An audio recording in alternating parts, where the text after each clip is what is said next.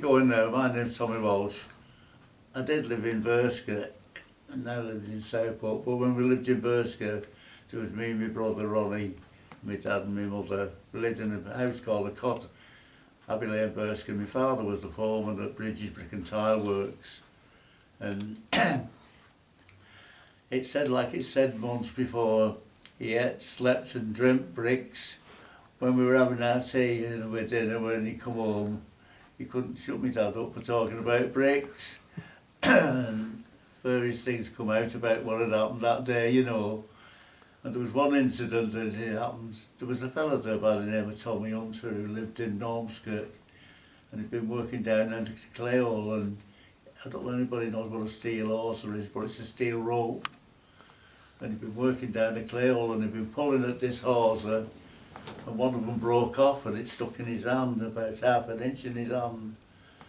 And they're quite thick, they're about as thick as a match, but it's a lot of wind together, and it broke off and it stuck in his hand. And he came up to what they call the old office where they had all the first aid. And he says to me, Dad, look at this, Tommy, can you get this out for me? He said, come on, Tommy, come into the old office and I'll sort it out for you. So they went in the office, what was called the old office, and let's have a look what you've got there. So he holds his hand out, barge up, he said, it's got no bit on it, eh? So I said, tell you what, he said, I'll take it out, he said, but he said, it'll hurt you, but he said, you won't feel it. He said, so, you got a pair of pliers. And he got Tommy Hunter to stand behind him with his arms through my dad's arm, and all my dad had was his arm. He said, now then, he said, I'm going to shout 1, 2, 3, and I'm going to pull it out. He said, you won't feel doubt. So he gets hold of the end of it where he could get hold with the pliers, and he said, 1, 2, 3, and he pulled it out. Oh! He said, you never felt that. No, but I bloody felt what you did then. You stamped on my foot. He said, well, if I stamped on your foot, you wouldn't feel that, would you? And that's what happened. And that's what happened. Yeah. Was He that got your it out dad? as quick as that. Tommy, was that your dad? Yeah. It sounds like it. Now then. Oh, dear. Oh, aye. And there was other incidents that was, well, that wasn't funny, but like the old fellow that he worked with, there was an old man by the name of Bill Haydock. He come from Latham, he was a joiner, and he was as deaf as a plank, you know. And they were in the canteen one day, and he says, hey Bill, can I borrow the hammer? Must have asked him about 4 times. He said, you're deaf. Oh. What was that? What was that? He said, you heard that, didn't you? Things like that, you know, that you don't forget. And there was various incidents happened, like, you know, before my dad was made the foreman, he worked with the other fellas on the barrows, like, you know, wheeling in and out the kiln bricks and things like that, you know. And he always used to take a pot bottle full of what they call cold tea, but it's obviously gone cold, to drink. And he used to hide it in the cubbyhole in one of the kilns. Anyway, many a time he'd go for his bottle and it was nearly empty. He said, I don't know who's pinching my tea, but he said, I will find out. So on he rode. He went to work this day and puts it where he normally was, and sure enough his bottle was nearly empty when he come to empty it, have a drink. He said, well, I hope they enjoyed it, whoever's took it. He said, but he said, they'll find out later on in the day.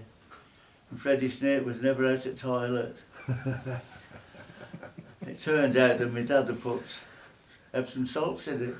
Oh well. He said, I will find out. I will find out. He put some pounds of Epsom salts in his tea, and he just left the bottle where it were. Sure enough, it were going.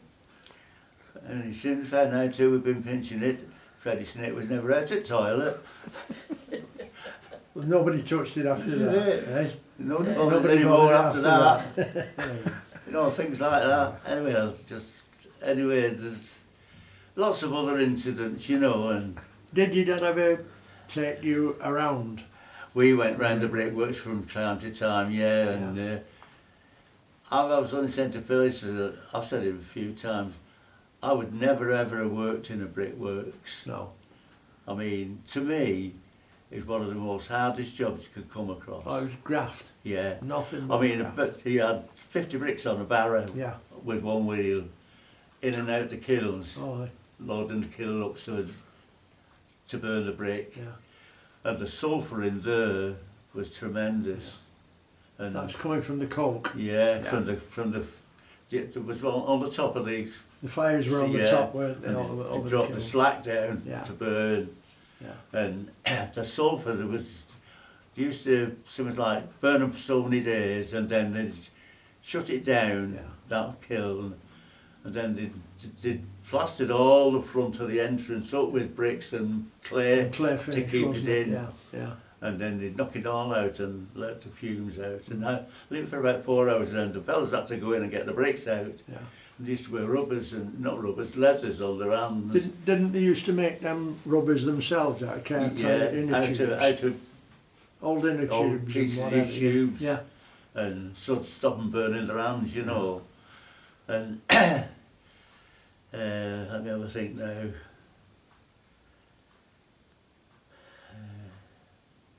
I've lost it for a minute. No, it's all right. Don't worry about it.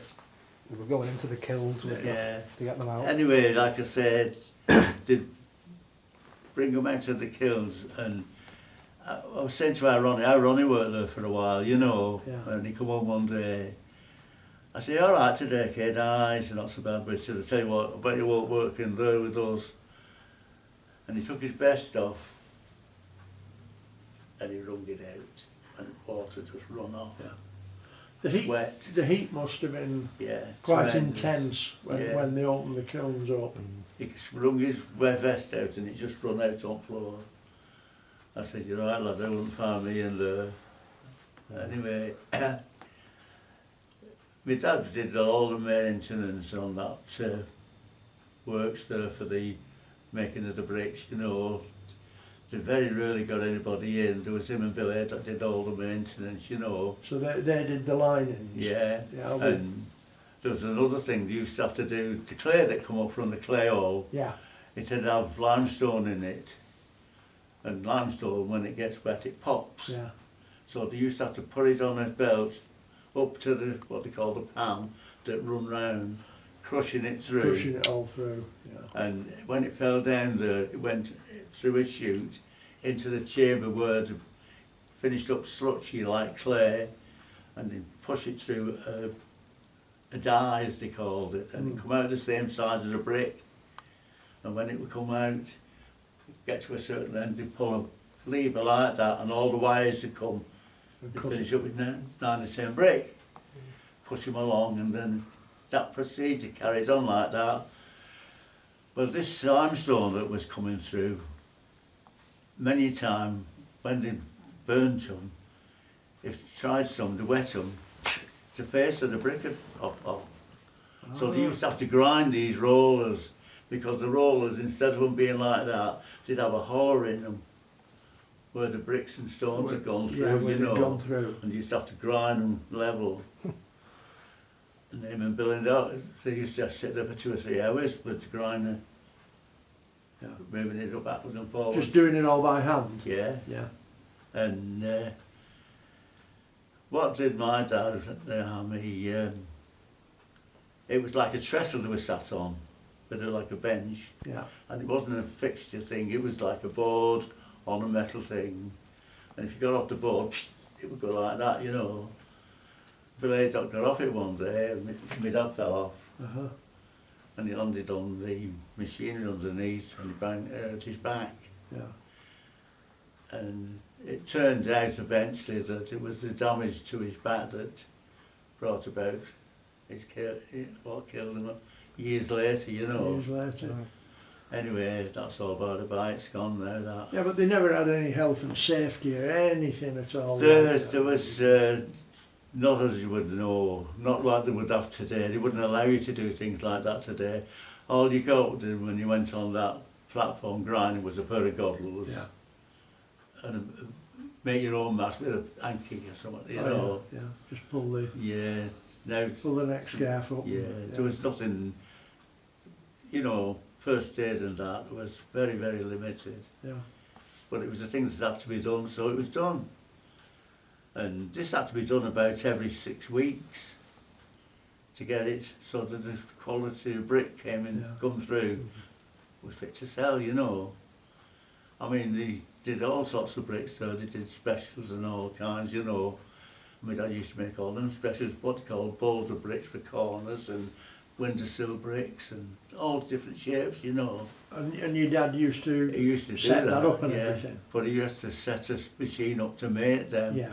And he used to, same as like, spend 4 hours making so many specials of one size for to go in the kiln to be burned, and then another day he'd have another go with another design, you know. Oh, it was... So your dad used to look after the 2 round kilns they had at Bridges as well? There was, yeah, the 2 rounds, yeah. Them were what they put the specials in. Yeah, yeah. Them. So you used to look after them as well? Yeah, yeah. Wow. There was either 52 or 54 men worked at Bridges, and they wanted some looking after, you know. I mean, Right. Tommy Mack, he worked on the boiler. Yeah. Billy Piercy and Jimmy Cooper, who come from Abbey Lane, worked on the kilns upstairs, sending the slack down. Oh, you they know. were firing Yeah, firing. up on Yeah. the top? And it was like, they were like a pothole, and there'd be a pile of slack outside of it. Yeah. You just have a shovel shoving it down like that, you know, Get and it it just fell outside. down onto the bricks, the top layer of brick, and it was burning away, but it went all the way through, the fire went all the way through. It was a clever procedure actually, you know. And they closed the holes up, didn't they? They put did, a it had a little pothole on big it. pothole. and Yeah, with covered a hook on it, yeah. and you used to get a hold of it, Yeah. lift it out, push some slack down. Back on with the lead. Yeah. Oh aye, it was good, you know. There's every chance that these houses were built with the brick. Yeah. There's Accrington stock in them, isn't there? The shiny bit. Yeah. But the other was, Most of the bricks for Southport houses, yeah. Yeah. they came from Well, Burscough. you've read in that paper I where know most... they did for, you know, for these, and they were in front of these, Yeah. you know, when they were built. Yeah. So, probably not that. So you've got a little bit of your dad here where you Yeah. live then. Well, yeah, Scott yeah. Estate was built with them bricks, Yeah. all a lot. Aye. It was a good thriving business, you know, I mean.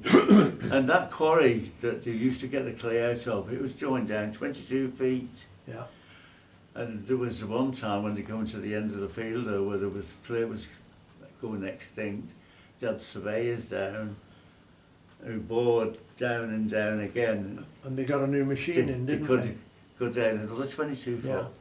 No, Yeah, they got Still- another. still they got a bringing new, clay yeah, out. they got a new machine in which went down, didn't yeah. they? Anyway, it finished up really that old Mr. Bridge had died. Tony Bridge, who was the son, when he come out of the army, he took charge of the Brickworks, Yeah. and he controlled everything that went on then, you know.